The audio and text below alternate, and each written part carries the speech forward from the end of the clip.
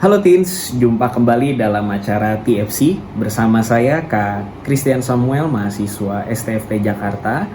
Kali ini saya akan membawakan renungan kita yang berjudul Penyakit Kesepian yang didasari dari Pengkhotbah 4 ayat 7 sampai yang ke-8. Sebelum kita masuk dalam renungan, mari kita satukan hati kita di dalam doa. Mari kita berdoa. Bapa, kami kembali datang di hadirat-Mu untuk mendengarkan firman yang Kau berikan kepada kami di pagi hari ini. Kiranya kami dapat mempergunakan firman-Mu untuk kami dapat bagikan kepada orang-orang yang ada di sekitar kami. Dan untuk itu bukakan hati dan pikiran kami supaya kami dapat memahaminya dan kami dapat mendapatkan satu pesan yang baik untuk kami betul-betul pergunakan di kehidupan kami. Terima kasih ya Bapa, kami serahkan doa ini ke dalam tangan-Mu. Di dalam nama-Mu kami berdoa. Amin. Pengkhotbah 4 ayat 7 sampai yang ke-8. Namun kita akan memfokuskannya di dalam Pengkhotbah 4 ayat yang ke-8. Saya akan bacakan untuk teman-teman semua. Ada seorang hidup sendiri, tiada hentinya ia berjerih payah, dan matanya pun tidak puas dengan kekayaan. The Selfish Giant adalah dongeng karya Oscar Wilde yang bercerita tentang seorang raksasa yang hidup sendirian. Sang raksasa memiliki kebun bunga yang sangat luas dan indah. Anak-anak begitu tertarik dan senang bermain di dalam kebun bunga itu.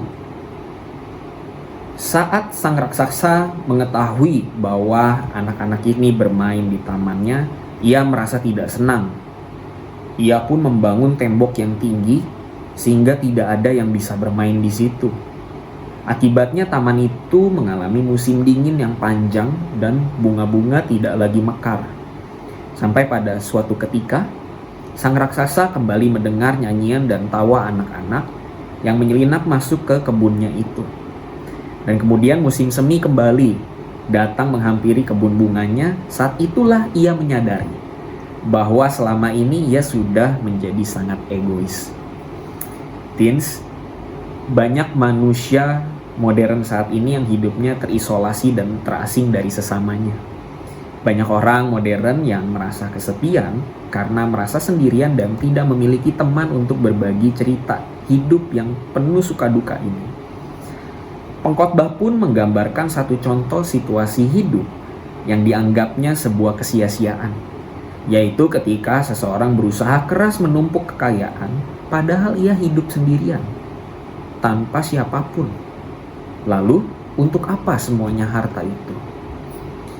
Teens, dalam rasa kesepian yang dialami, banyak orang melarikan diri pada hal-hal tertentu demi mengobati rasa kesepian tersebut.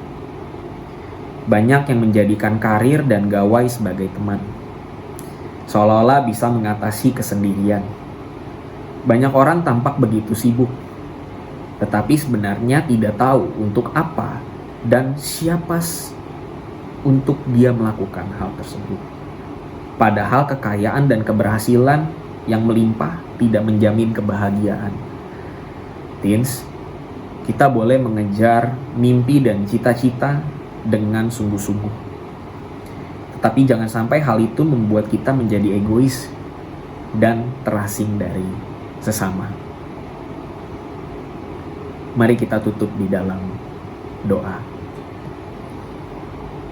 Bapa, kami sungguh bersyukur dengan firman yang sudah kami baca dan dengarkan dari Pengkhotbah 4 ayat 7 sampai yang ke-8. Kami diajar untuk betul-betul melihat bahwa hidup menjadi seorang yang egois bukanlah hal yang mengenakan. Ajarlah kami untuk kami dapat peka terhadap lingkungan sekitar kami, sehingga kami dapat membagikan sukacita dan damai sejahtera kepada orang-orang yang ada di sekitar kami. Terima kasih ya Bapa, kami mau serahkan doa ini ke dalam tangan-Mu. Di dalam nama-Mu kami berdoa. Amin.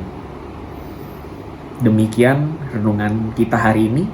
Jangan lupa subscribe, di like juga, dan bagikan kepada yang lain. Tuhan Yesus memberkati kita semua.